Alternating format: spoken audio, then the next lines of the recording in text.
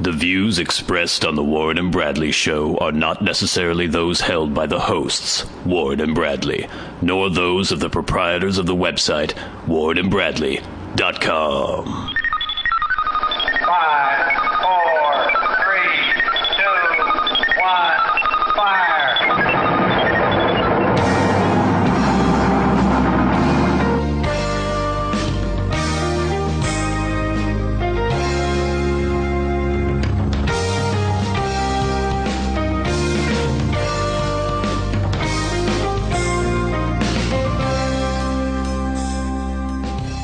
Let's make some magic. It is magic time. Hello and welcome once again to the Warren and Bradley Show. I am one of your hosts, Bradley Victor. And I'm the other host, Warren Van. Yes, episode 23 on May 29th. No, it's not May. It's April 29th. Yeah, what's wrong with you? I don't know. May 29th is like after Memorial Day weekend. That's how far away that is. I never know the difference between Memorial Day and Labor Day. And Labor Day is the end of the summer. Labor Day is the one when you go to school that for some reason you start for a couple days then have a day off. Right. That's Labor Day. Okay. Memorial Day is the day you have off, like right before summer Memorial break. Day, you're not supposed to wear black after Memorial Day, Is that what it is? apparently. Or you can't. You're supposed to start wearing white. You're not supposed to wear white after Labor Day. Yeah. You just start wearing black. Is that what it is? I guess. I've heard that. I don't know that you live your life very strictly by those edicts, but So you just wear the rest of us just kind of muddle along. for like 8 or 9 months out of the year. You're just wearing black all the time. Yes. Or you're not supposed to wear... Don't wear white after Labor Day. You're not supposed to wear white as the primary color of your outfit, apparently, because that's a spring color. And when you go into fall and winter, you're supposed to wear more subdued, dark, earthy tones. Well, you know, as I approached your apartment building today before we were recording, I did notice how brightly dressed you were. Yeah. You're like really like just like I guess for me, a it's... beacon. I don't adhere. I wear black almost Yes. exclusively all the time. So yeah, I do have a yellow shirt and a red like track jacket on. Which today was funny. Some person who I don't know really well, but they saw me, you know, wearing this little ensemble, and they seem very upset and confused by it. Because I think often I wear, you know, shirt and tie or, you know, kind of dress up when I go out, and I think that's the only time they ever see me. So they were like, "You look very casual You do today." look very casual today. Yeah.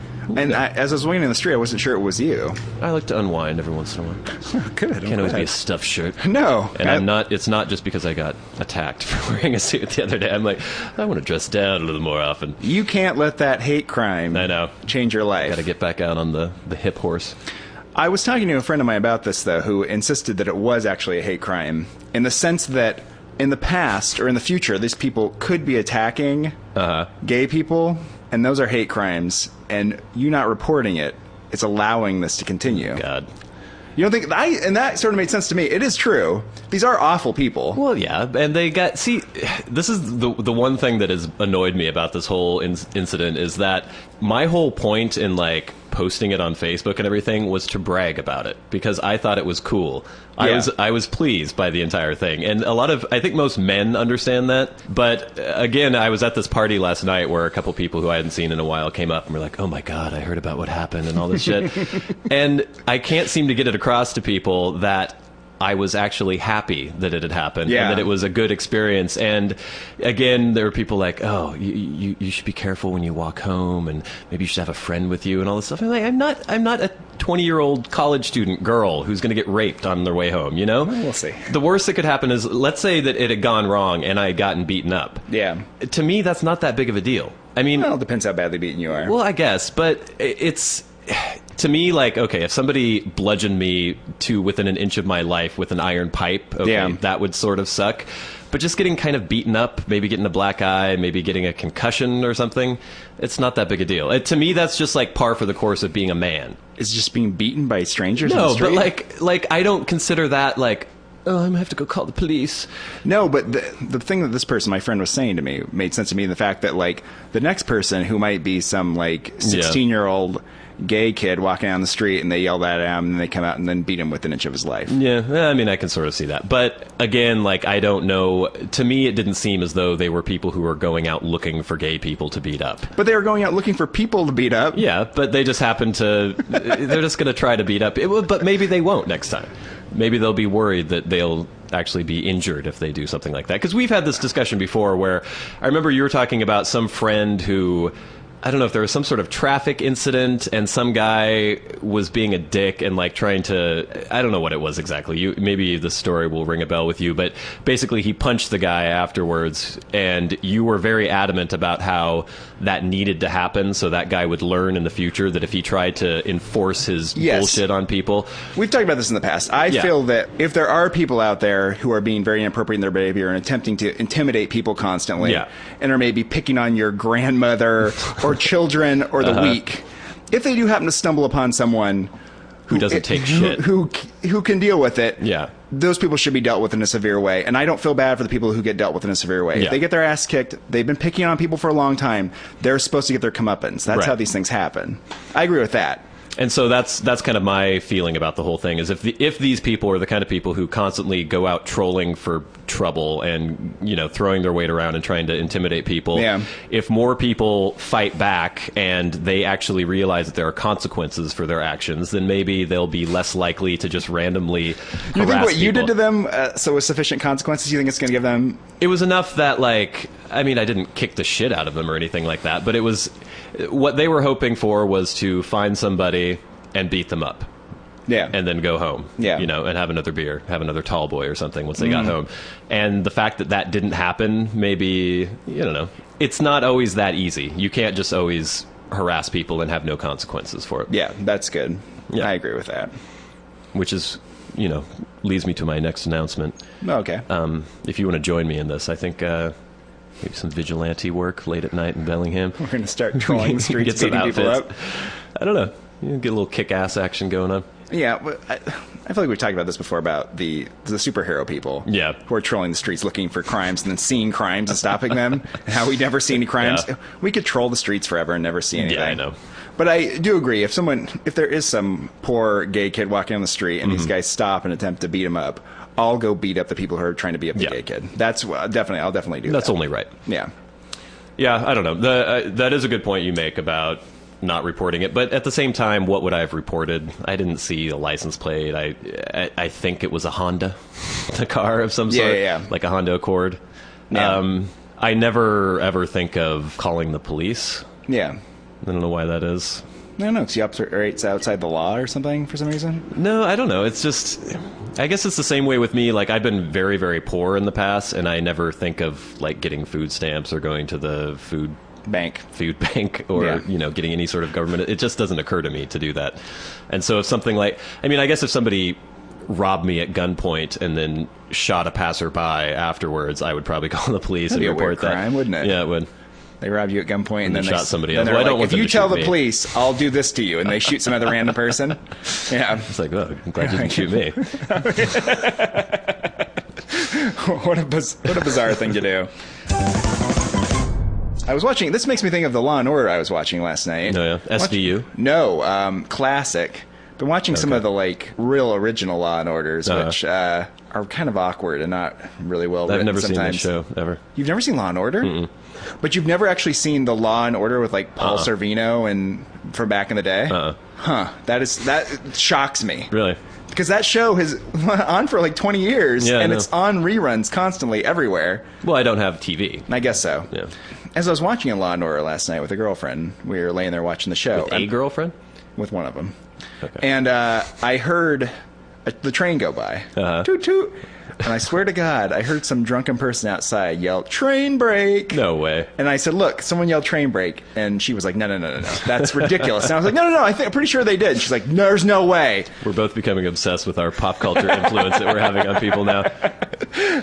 It is funny, though, because people, it's mostly people we know who will mention things about the podcast and, like, refer to, that's how women are when something happens at a party or something. Yeah. Yeah. Speaking of, like, rude behavior that needs to be punished.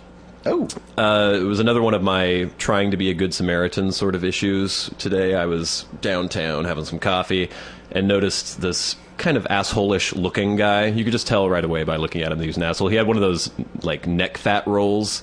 Yeah. And kind of like a weird bulldog, beady-eyed kind of face. Yeah. But he was getting out of his car downtown, and he was starting to put money in the parking meter. Yeah. And on the weekends in downtown Bellingham, the parking meters are free. You don't have to put any money in. The So I was like, tourists. yeah. So you know that when you come to town and visit the site of the Warren and Bradley show. So I was like, oh, okay, I'll tell this guy that he doesn't need to put any money in the meter. So I was like, hey, on the weekends it's free. And he went, pfft. And he started still putting money in the meter. I was like, no, seriously, it's free on the weekends. He goes, yeah, right, buddy. Like, no, it's actually free. Yeah, okay, so I'm going to not put any money in this meter. Then I'm going to go have my lunch. And when I come back, I'm going to have a goddamn parking ticket. Yeah, thanks a lot.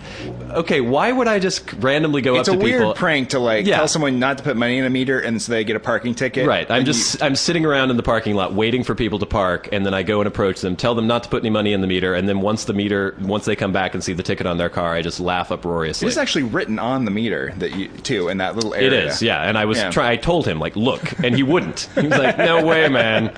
I'm not going to fall for this bullshit.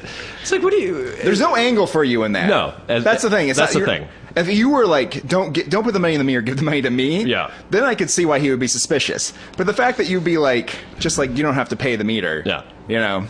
I'm just a very capricious, weird person who goes around fucking with people, apparently. Do you remember that case of that old woman in Florida a couple years ago who was like feeding people's meters for them? No. And she got like arrested for it or something. You know, that's such bullshit. I actually saw a bum the other day putting money in random parking meters. He was begging on the street and getting change from people, and then when he got change, he would go to parking meters that were expired and putting money in the meters. It's a very altruistic, weird thing for a homeless person to be doing. That is a CBS pilot right there. Yeah. That's amazing. I didn't have any interaction with him, so it can't be a street freak of the week, but I was quite impressed. All right, let's go right into Celebrity Minute on the Warren and Bradley Show, because I think some of the topics on Celebrity Minute can actually be a springboard for other topics after Celebrity Minute. We'll get some synergy going here. Okay. So now it's time for Celebrity Minute.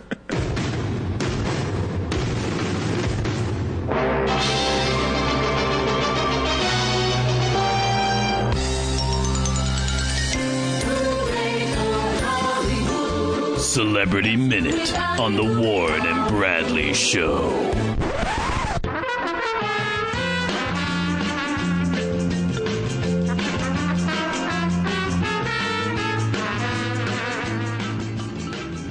All right, I don't know what the story is, but apparently Richard Simmons says David Letterman is very standoffish.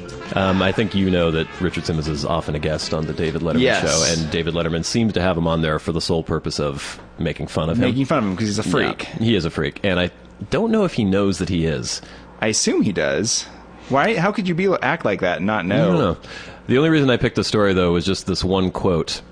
He was talking about how when he's on the show, Letterman apparently is very polite to him while they're on air, which I don't see that happening. No. He's just constantly making fun of him. Yeah. But then as soon as they go to commercial, he gets taken off the set, and he's not allowed to talk to Dave while there's a commercial break. And so this quote, he says, they're asking him if he would ever go on the show again. He said, maybe one day when the time and everything is right, because I do love him, the fitness icon muses. The last time I was on, we went to commercial, and I was like, I'd love to meet your wife. He was like, you never will. And then I was like, and see your son. And he was like, you'll never see him. And then we came back from commercial, and he's all friendly with me again. Okay, this is what I'll say about Letterman. People sometimes say that like Letterman is standoffish, sort of like formal. But good for him. He's working in an industry with Richard Simmons and a bunch of fucking people from Jersey Shore. Human refuse, basically. He's interviewing these people. He does not need to be their friends. He gets paid to put out a show and to be entertaining. He doesn't get paid to be buddy-buddy with idiots. Yeah. And he doesn't care about that. He does his show. He gets paid an obscene amount of money, and he gets in a limousine and goes back to Connecticut every day. Yeah. That's his life. And he has a place in Montana that he goes to. Good for him. That's the way he should be doing it. Yeah. If he was hanging out with like Richard Simmons and all this vomit that he like is hanging out around that show after work, like drinking with them constantly, it would creep me out. Well, he shouldn't be doing that. He wouldn't have time to have sex with interns if he was doing exactly. Here's a story of a celebrity hero. Ooh, Patrick Dempsey. McDreamy off of Grey's Anatomy reportedly rescued a teenager in a car crash. Grey's Anatomy star Patrick Dempsey rescued a teenage driver Tuesday evening after he crashed his car into the front yard of the actor's Malibu home. That's a poorly structured sentence. Yeah, it is. Because you can't tell if Patrick Dempsey has crashed his car or if the teenager did. Well, apparently it was the teenager who rolled his car several times and then ended up in the front yard of Dempsey's home. The 45-year-old actor freed the boy from the car before calling 911. He rushed to the scene with a first aid kit and fire extinguisher in hand. Whoa, he's ready to go. Yeah, I don't know if he's just sitting at his front window waiting for someone to crash into his front yard. But apparently his time in Grey's Anatomy taught him very well. He knew all the right questions to ask, like, squeeze my hand or whatever was the quote. Squeeze my hand or whatever? Yeah. I was hearing some doctor interviewed, and they were asking him about other medical shows like Grey's Anatomy and House. And apparently all doctors hate those shows and cannot watch them because I, again, have never seen an episode of Grey's Anatomy. Yeah. But they were mentioning some scene where they had a resident was supposed to be doing some sort of procedure on a patient, and they were so disturbed by it that they ran out in the hall and vomited or something because they couldn't take it. And the doctor was like, they would be fired immediately. You would well, not. the other thing, you think you'd wash out earlier than by the time you got to your residency if you were that squeamish about things. There's no margin for that kind of bullshit in an actual hospital. People aren't like, oh, are you okay? It doesn't happen. And then he was talking about House, how apparently all the amazingly just brilliant things that House comes up with are the most mundane things that any doctor would do and any doctor would know. Yeah. I know these people aren't doctors who are writing these shows, but just do a little research. I don't know. You could make it like an accurate hospital, which would just be a lot of standing around, a lot of people coming in with like symptoms that they couldn't diagnose and sending them home. That's the point, and a bunch of people too, sitting is around with bleeding in the emergency room for 2 hours waiting for someone to help them. And a lot of people who are actually sick and not just really attractive people who have like a bandage around their head. Yeah. There'd be people who are just disgustingly wasted away and horribly depressing, and you wouldn't want to I think that's what actually goes on in the hospital. And they'd all be getting MRSA all the time because they were around all these horrible diseases. Hospitals are a terrible place. Next story. Alicia Silverstone defends pre-chewing food for son bear 10 months. So apparently she, like some sort of egret, she takes her food, chews it in her mouth, and then spits it into the mouth of her baby son. It is weird. It's a very odd thing to do. If I saw somebody do it, I wouldn't like stop them physically, but I would be like, I kind of like shake my head backwards and forwards. Back in March, the 35-year-old actress posted a video on her website in which she pre-chewed food and had Bear eat it directly out of her mouth. The video sparked a huge controversy on the web over whether or not the practice pre-mastication, or pre-chewing solid food for an infant, was hygienic. Yeah, I mean, if you're eating, it's fine. If you're drinking milk out of her boob, I don't. Yeah, I don't think there's any like a big hygiene issue. I just don't know why she would post a video. Well, yeah, that's a weird thing to do. And it's like the people who are like still breastfeeding their like child when they're 6 or whatever, you know. That's disturbing. That's disturbing. My rule is when the child is old enough to verbally ask for milk from the boob, that's when you stop giving them milk from the boob. In nature, when we were, thousands of years ago, when do you think that was happening? Usually it was the kind of thing where you would breastfeed the baby until you got pregnant again, because that cuts off milk production. Oh, that's right. Yeah. That's right. I've heard that. Yeah. I've heard that. Like, it's like something I heard on the street. I think that's pretty much known by every woman in the world. Yeah. Someone did mention that to me once. I was like, that's interesting. Oh, last story. Sarah Silverman. The women on The Bachelor are offensive. Have you been watching The Bachelor, Warren? I know that your girlfriend likes Yeah, I reality watched TV. some of the last season, but The Bachelor is a 2-hour-long show that I can spend about 5 minutes in, and then I just pull my eyes out and run out of the room and scream in terror because it's so boring. That's another 2-hour show? It's 2 hours long. I don't understand how that... I don't know how... This is the thing I don't understand about these shows. They're very, superficial. There isn't anything to them. I don't have the attention span to sit there for 2 hours and watch nothing happen. Besides for, catty, vain women snipe at each other. Well, this is what Sarah Silverman was complaining about. She was saying she doesn't understand why people think she is offensive in comparison to women who compete for a man's affection on reality TV. I'll tell you what's offensive. These shows that are on television on ABC during prime time. 25 women in JCPenney prom dresses, fully grown, going, "He took us to a castle." No, he didn't. Producers procured a castle, and there's 25 of you. That's how special you aren't. She admits that she watches programs like The Bachelor and The Real Housewives, but I feel like I can handle it. I think, wow, some young girl is watching this, and there should be a warning saying, this is not acceptable behavior. The biggest thing that a woman should realize is that there is not just one slot for a woman in any given thing. I think that's something that society, men and women both, have enforced. It's in the ether that one woman's success can only come at another woman's failure. The show is bizarre, and I agree with Sarah Silverman and everything she said there. It's really weird. Yeah. And it's really weird. I think we talked about this before, how you just take some random guy and then you stick 25 women in a room with him and they all instantly fall in love with him and then compete for his affection. Whereas if they had just seen him on the street, there would be Just no another attraction guy. whatsoever, yeah. But now he has to be, now I'm in love with him. So he takes me on dates, or we go sit in a hot tub, or we play beach volleyball on like some closed street. Does he have sex with all these women? Well, they have these like overnight visits sometimes when they get down to the last rounds, I guess. Yeah. And I guess it's always implied what went on, but you never really know. Which is just strange too, you know? So creepy. Yeah, the whole thing is really creepy. If you had a chance to be the Bachelor, would you be the Bachelor? Probably. I mean, what? I could just imagine you, like, wearing the clothes you wear now, like, still doing the same routine. Because don't they have to do dates that are things that the guy would enjoy, right? Like, Yeah. So what would your date be? I know, it's impossible for me to be the Bachelor. For this reason, I'd be like, can we all just relax? And You have just to be stop? into, like, jet skiing or something, or... Yeah, or like horseback riding, Yeah. or like going like a bobsled or something. You have to do all this ridiculous stuff that I wouldn't want to do. I would be like, for today's date, you're all going to be quiet and leave me alone. And I'm going to go for a walk and get away from you awful, awful women. I'd pay to see that. Yeah, it's just me trying to escape. It's the same thing that would happen when we talked about we were on the real world, how Yeah. we would just go to our job and work and make a successful company. We would be normal. Which does not try make to for good avoid the television, cameras. apparently. Yeah, I hate people taking pictures of me.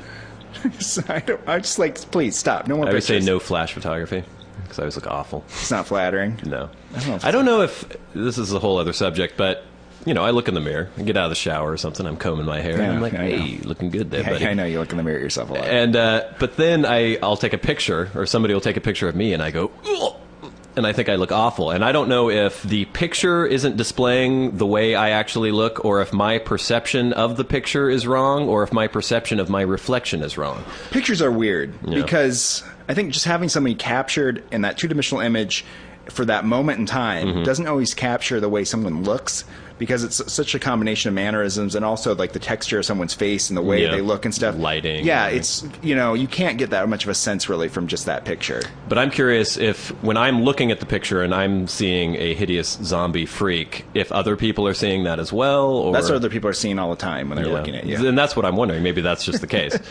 But also, you looking at yourself doesn't have anything to do with what other people see when they look at you. Yeah. You know, Ugh, the perception. I hate that. it's really We've discussed difficult. this before, yeah. Anyway, Celebrity Minute. Once again, proving that, Celebrities are awful. yeah, pretty much. This has been Celebrity Minute on the Warren and Bradley Show.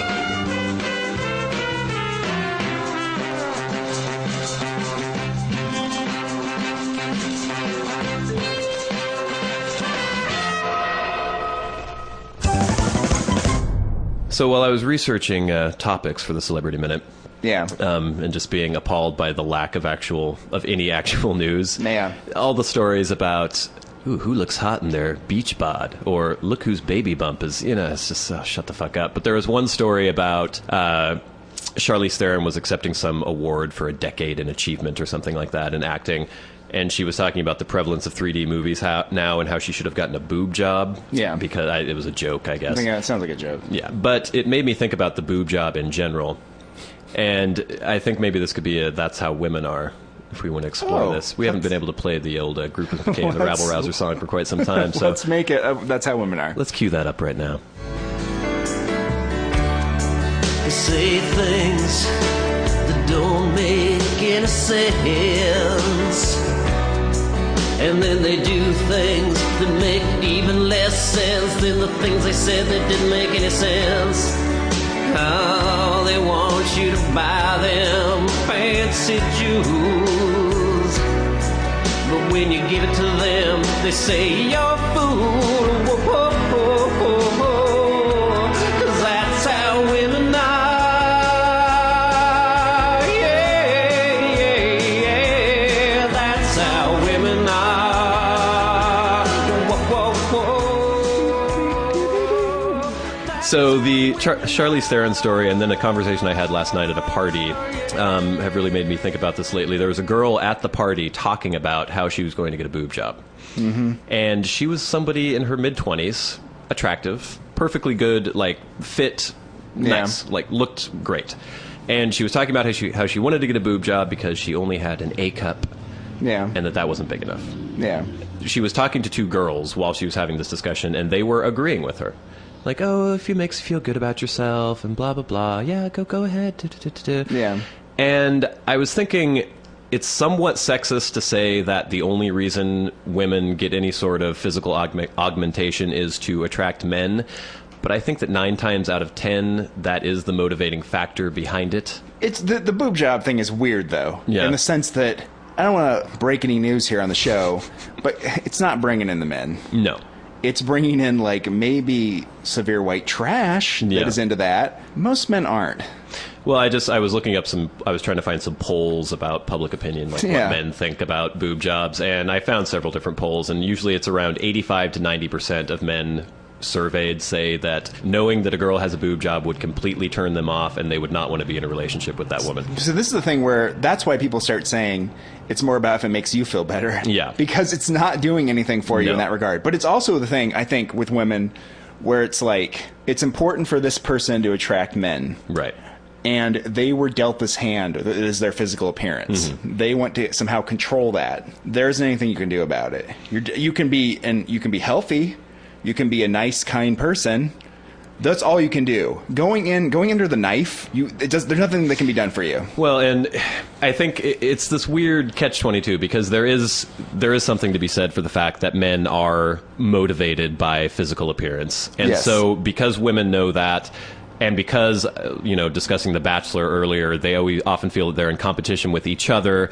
They'll see one woman who looks a certain way getting a lot of attention, and so then they think, okay, maybe I need to make myself look in that way to get the same kind of attention. But they don't realize that. I have touched fake boobs before. Yeah. I lived in LA, and they're quite prevalent They're all over. down there. And there was a girl who I went on a couple dates with. I never got the Broncos out of the corral in the first few dates. And then once that finally happened and I made physical contact with those globules, it was so jarring and disconcerting to me that I called an audible on the entire thing and had to pretend that it had nothing to do with the fact that I had touched those plastic bags. But it was disturbing. And in some ways people would say, oh, well, that just makes you horrible and shallow. But it says something to me about her mentality and the kind of self-esteem she has and it's very disturbing to me. Yeah. I would rather no boobs whatsoever than fake boobs. I'd agree with that. It's disgusting. That's the dichotomy of it, though, right? Yeah. That, in a sense, women are doing it to attract men, even though it mostly repulses men. Yeah. They feel some sort of pressure, or they have some idea about it potentially attracting men, or they feel some sort of inferiority because they have small breasts. I don't know. I guess the only thing you can say is that if a woman is seriously only doing it so that when she looks in the mirror she's pleased, fine. But know that the only men you're going to attract with a boob job are disgusting, sleazy assholes. Usually, yeah. Like people who are like, oh, look at those fake tits. That's the kind of guy that will be into you. And maybe that's what you're into. I don't know. But the other thing is, it's like, what's the point of getting all this male attention, anyways? I don't know. We're assholes. So just. I was also thinking about also while doing Celebrity Minute research, they had some ridiculous thing on Us Magazine online where it was like awful celebrity plastic surgery. Yeah. And it was showing all these before and after pictures. Occasionally someone will have some gigantic schnoz and they'll get a nose job, and it's like, oh, okay, that looks fine. But if you think about it, like, let's say they don't even have a boob job, but they've done, some sort of cheek implant, some kind of chin thing, nose work. You start dating this woman, you're like, oh, it looks pretty good.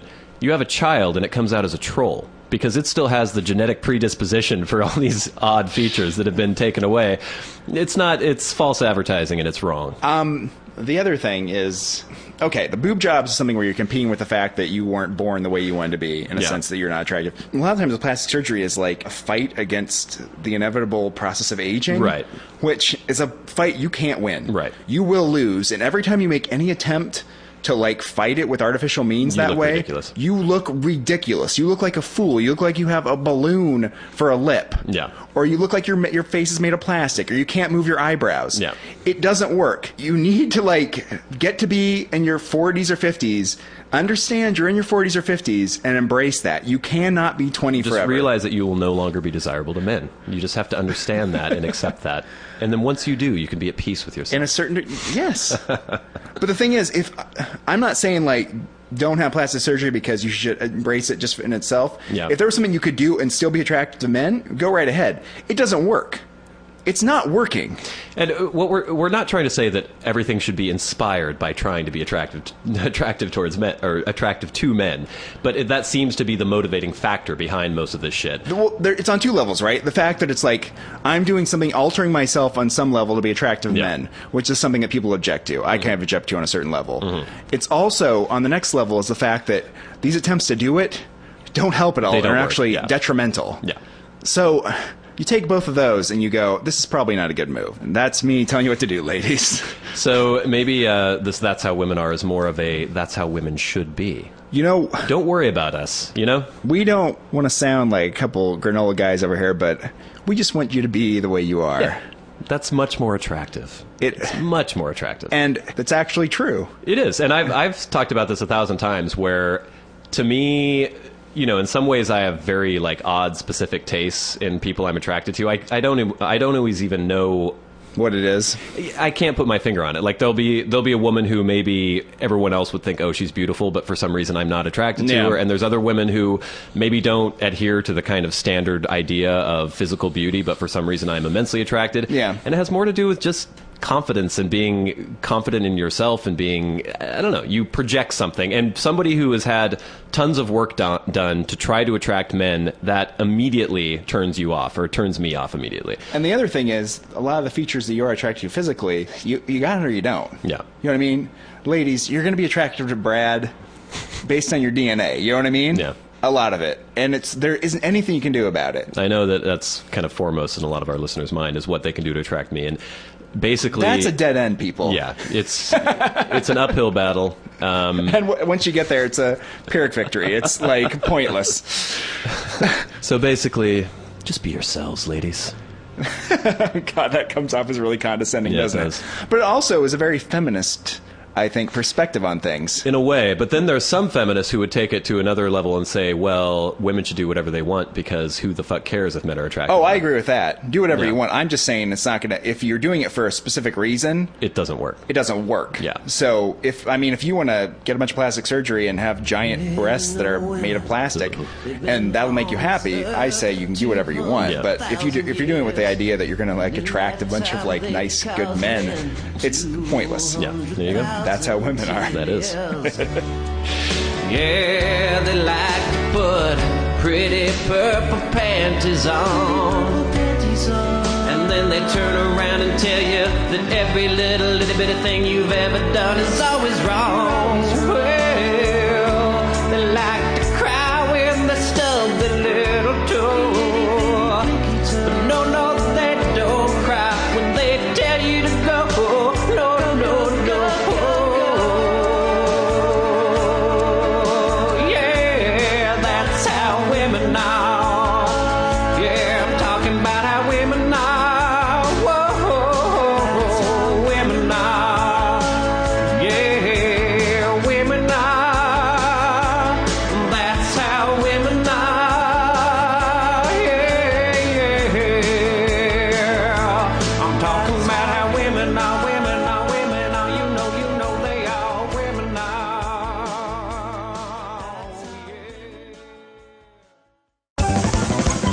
So last night I went out and was at this party where a bunch of people were taking mushrooms.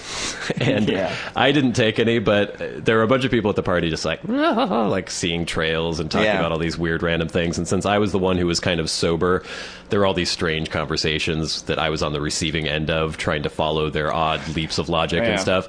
And I don't know if this is what inspired it, but I went to bed that night and started having all these really odd dreams that were almost as though I were tripping or something while dreaming. Like I had one where I was sleeping with my teddy bear, which I do on occasion. Somebody like sent me this note and it said that my teddy bear had been stolen and replaced with a fake. And so this whole dream, I was trying to find the original one, and I kept getting these flashes of seeing him in this like weird attic, like covered with dirt, and these rats were eating him. I was like, oh no. And I was trying to find it. But then the other dream I had, which I thought was a little interesting, was that my leg was removed. It was some kind of weird surgical experiment or something that I had volunteered for, and they just cut off my leg. I was like, God damn it. And I didn't have a leg. That's annoying. But then throughout the dream, the limb that I had lost kept changing. And so I kept having to cope with different experiences, like, okay, now I don't have my right arm, now I don't have my left arm. And it made me think, Warren. Yes. Let's say you were in very difficult financial straits. I Yeah. don't know, you had a mortgage, you had a baby, and somebody came up to you and said that they would give you a large amount of money if they would let you, or if you would let them remove one of your limbs. First of all, how much money would it take? And second, which limb would you have them remove? And it has to be a limb. It has to be like a leg or an arm. It can't just be a finger or an ankle. Well, if you're going to go leg or arm, you go left arm. Left arm? Yeah. Okay, so you would do this. For how much money? Well, that's tough. I mean, with my baby and my mortgage, it's one thing. But I'm like now, Yeah. how much would it take for Yeah. me to like lose my left? Would it like, above the elbow? It has to be above the elbow, yeah. Holy shit! Wow. I don't know, actually. Now that you think about it, I don't know. Any amount of money? No amount of money If whatsoever? there's enough money.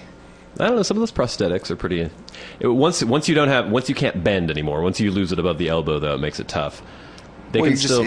you can't do anything with it at that There's point. not a whole lot. No. No, it's basically you just have one A arm. little club. But if I mean, would you do it for like $1 million? I've said in the past that if I lost any body part, I would kill myself. Yes, I know this is something you've often said in the past. If Yeah. you lost even part of your pinky, you Yeah. would kill yourself. I probably would, because I couldn't stand being mutilated and not a whole person anymore. And no offense Without to a anybody. foreskin. And you're saying this. That's true. But Yeah. remember, we've already established that I don't That's consider fine, that yeah. mutilation. And no offense to anybody who is missing arms or legs or anything like that. But to me, Yeah, it's very offensive what you just said. yeah. Well, this is the thing. How about let's take it down a little bit. Okay. What if they said, "I'm going to take off your left pinky"? Left pinky. How much would you do that? Yeah, I might do that. It would have to be enough money that I would be financially independent for the rest of my life and not ever have to work again. So, someone could cut off your left pinky for $10 million. Yeah, $10 million. I'd do that. 5? Well, wasn't there that like the Twilight Zone thing where they cut off a guy's pinky with a cleaver for a certain amount of money? Really? Or no, it was a bet. They were lighting a cigarette lighter, and if it didn't keep lighting, they were going to remove one of his fingers or something. What sort of bet is that? I don't know. It's a terrible I don't bet. know what he got if he won. That seems like a very bad term. That's to keep his pinky. If you win, yeah. Left pinky, $10 million. I'm trying to think of what I do with my left pinky. I mean, you do use it. You do. But you could function your entire life perfectly fine without your Right left now, pinky. I'm practicing gripping my coffee cup. You could still with- drink your coffee cup, and you still have your right arm as well. You know what I mean? You can pretty much, your life would be not change very much. doing masturbation gestures. You masturbate with your left hand? Yeah, every once in a while, just to mix it up. Oh. It's like another person. Yeah, I don't think I need it that much. I mean, you wouldn't choose to do it for free, but I'm saying... No. I mean, it does help with a firm grip on the left hand. Yes. But Oh, I mean, it's better to have it than not have it, but it's like... you'd almost have kind of like a dinosaur claw afterwards. I'm just... nobody can see this at home, but I'm sort of gripping Yeah. things now with just my 3 fingers and 1 thumb. Yeah, $10 But I mean, million. even like when you see people like drinking their tea and they stick their yeah, they like, do little stick their pinky out, out. 'cause they don't even need that They pinky. don't need that fucking thing. Yeah, would you do it for $10 million? Yeah, I think so. Okay, so we've established that. We'll go with the pinky for $10 million. Now, what about a limb? What about a leg? What about an arm? Any amount of money whatsoever. There's not any amount of money that you could give me to get rid of my legs. Yeah. No, I don't think so. I don't think there's enough money that you could give me to make me cut off my left arm. Yeah, I mean, in my work, I need my limbs. Well, but you won't need rather your badly. limb anymore. You'll be so rich. That's true. The other thing is you'll be like rich, but you'll be walking around with one arm. Do you think women would be less or more attracted to me with one arm? I don't know. It's an interesting question. There's always the pity factor that you can't discount. I don't think it would hurt that much. I don't think it would hurt you very. It might be a pity thing. Might You help could a be little bit. that guy with one arm, you know? The Well, it's rich guy interesting when with you one did that. arm. You did this thing where you pointed with both with fingers. both fingers. Damn it. You can't do that anymore. It's time for Street Freak of the Week.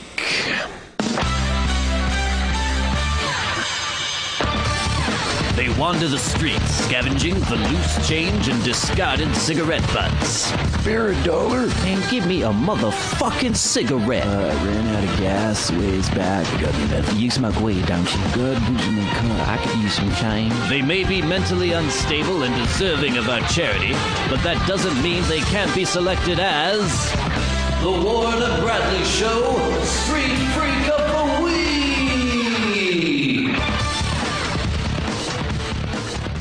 So last night I was going to go to a party, which I mentioned earlier, and I figured I shouldn't come empty-handed, so I was going to walk to my local corner store and get some tall boys of PBR to bring to the party.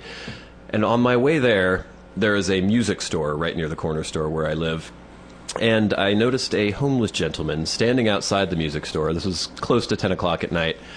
And he was snapping his fingers and tapping his feet and sort of doing a little jig in front of the music store. And I thought this was a little odd because I didn't hear any music coming from anywhere. He was just doing this spontaneously in the street. So as I walked by, he kind of gave me this hey, nod and then motioned towards the store and nodded his head and kept snapping. Because he was in front of a music store? Well, and I was like, okay, is there something going on here? And so as I got close, I noticed that I could vaguely hear somebody being given maybe a drum lesson or something. There was just this this very faint, like, like somebody tapping away on a... That's enough to make him dance. And, apparently. well, he was just enthralled. He could not stop the movement from the music, was just completely within his body. And so I found this amusing. And so I was like, oh, you like that, do you? And he's like, oh, yeah. And he was, snapping his fingers, tapping his feet.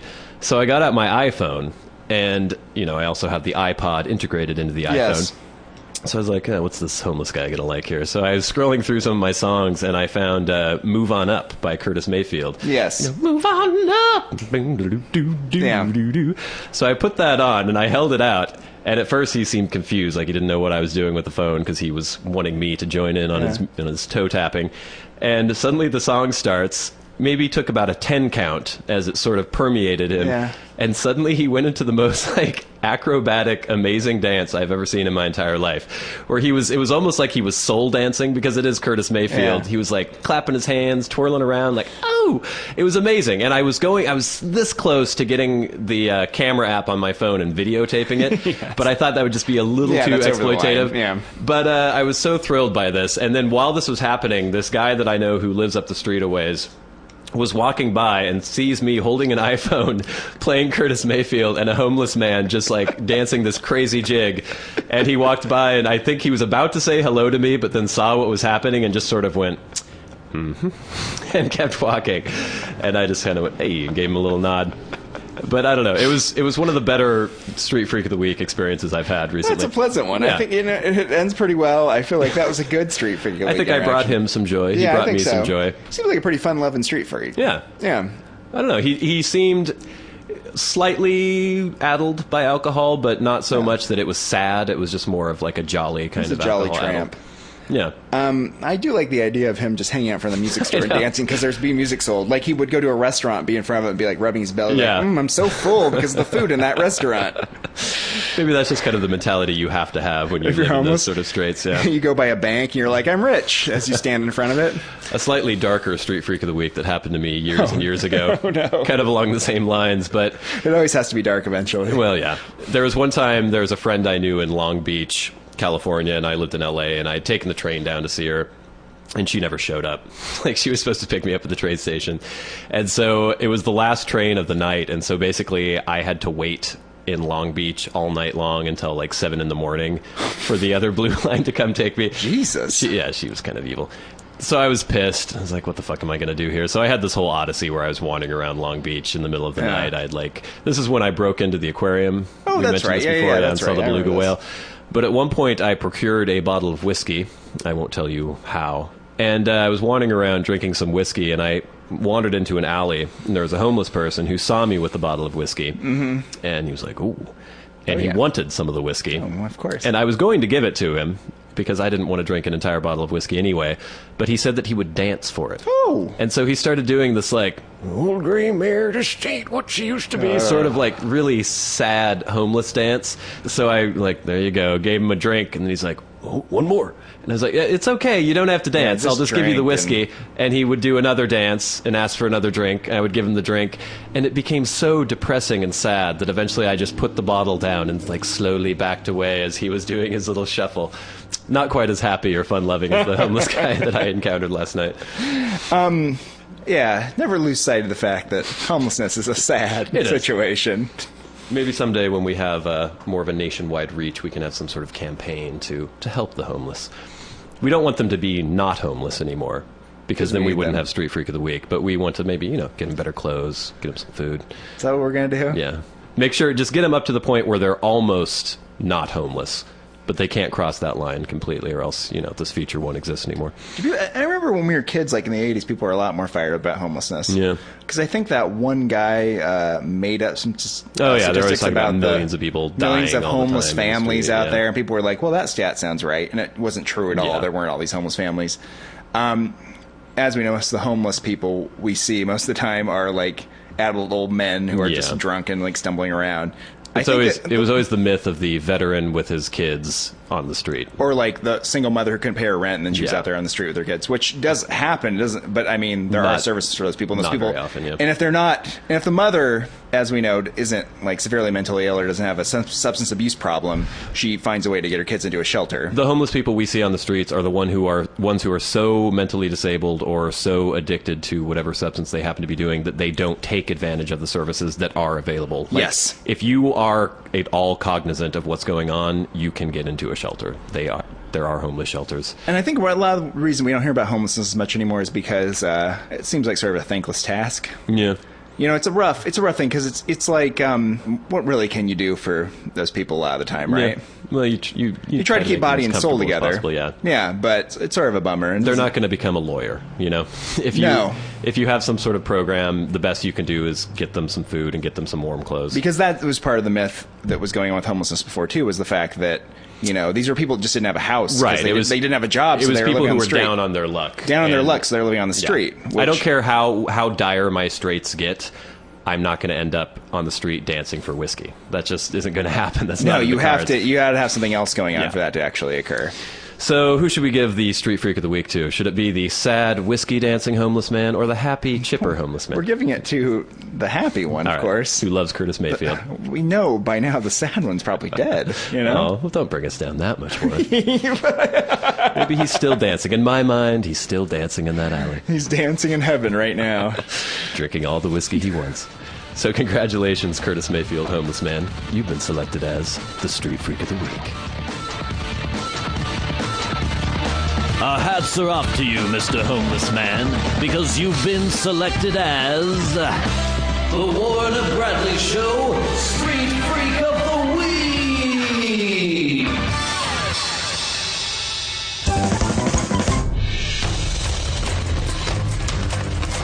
This has been the Warren and Bradley Show, brought to you by Warren Van and Bradley Victor. For podcast news and information, like the show on Facebook at facebook.com/Warren and Bradley. Follow the show on Twitter at Warren and Brad. Subscribe on iTunes and leave a review.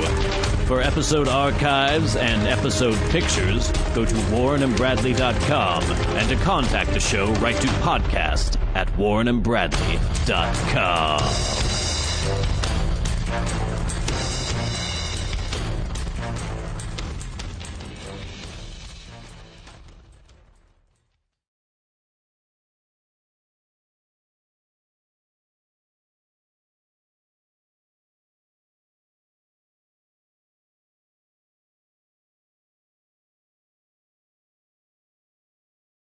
More often. You can't let that hate crime I know. change your life. Got to get back out on the hip horse.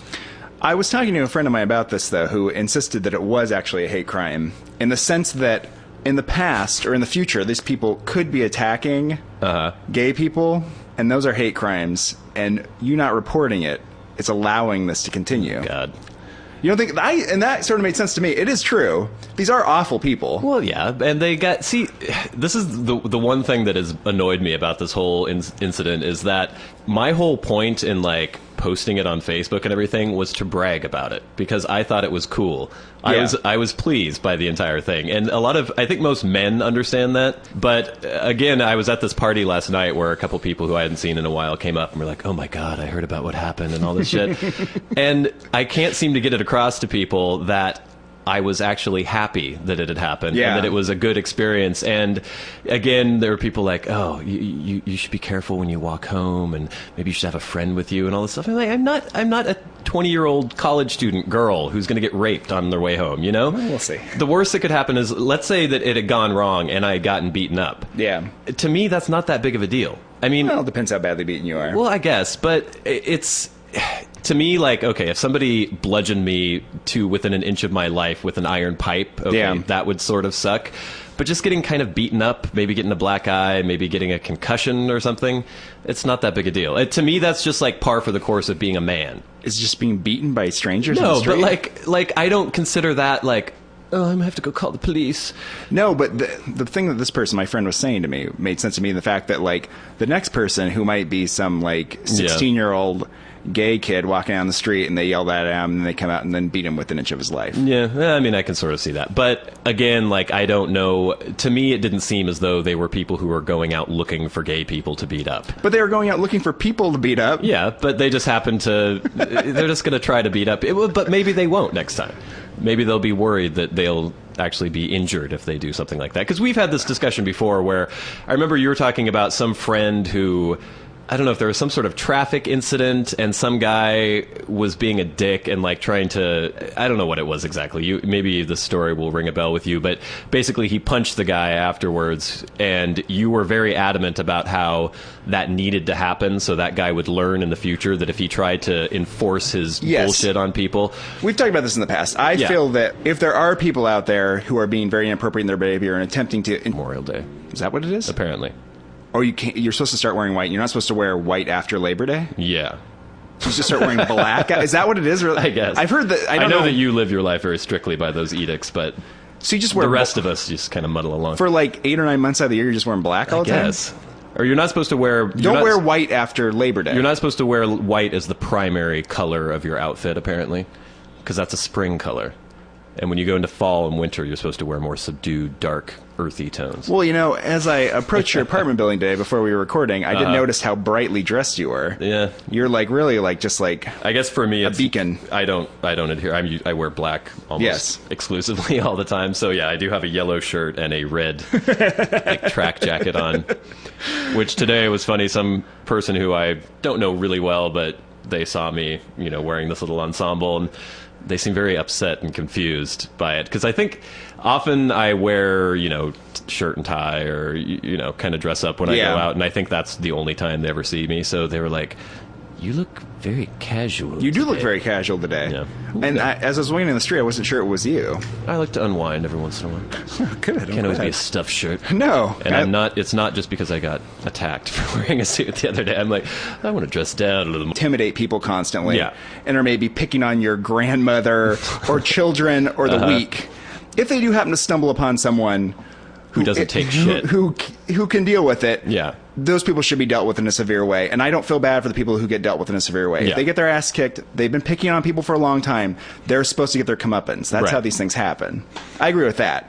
And so that's kind of my feeling about the whole thing is if these people are the kind of people who constantly go out trolling for trouble and, you know, throwing their weight around and trying to intimidate people, if more people fight back and they actually realize that there are consequences for their actions, then maybe they'll be less likely to just randomly harass You think what you people. did to them, so with sufficient consequences, you think it's going to give them... It was enough that, like, I mean, I didn't kick the shit out of them or anything like that, but it was...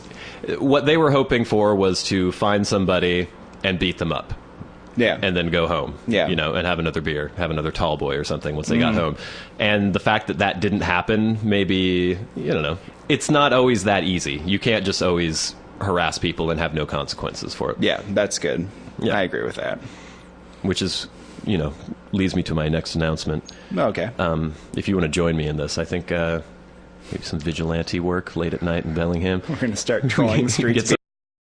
The views expressed on the Warren and Bradley Show are not necessarily those held by the hosts, Warren and Bradley, nor those of the proprietors of the website, warrenandbradley.com. 5, 4, 3, 2, 1, fire!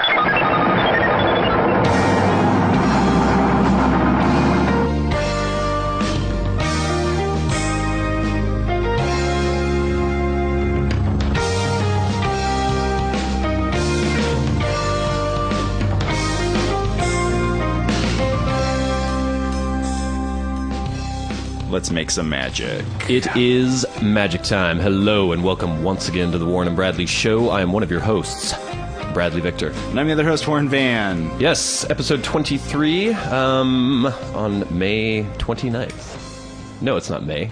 It's April 29th. Yeah, what's wrong with you? I don't know. May 29th is like after Memorial Day weekend. That's how far away that is. I never know the difference between Memorial Day and Labor Day. And Labor Day is the end of the summer. Labor Day is the one when you go to school that for some reason you start for a couple days then have a day off. Right. That's Labor Day. Okay. Memorial Day is the day you have off like right before summer Memorial break. Day, you're not supposed to wear black after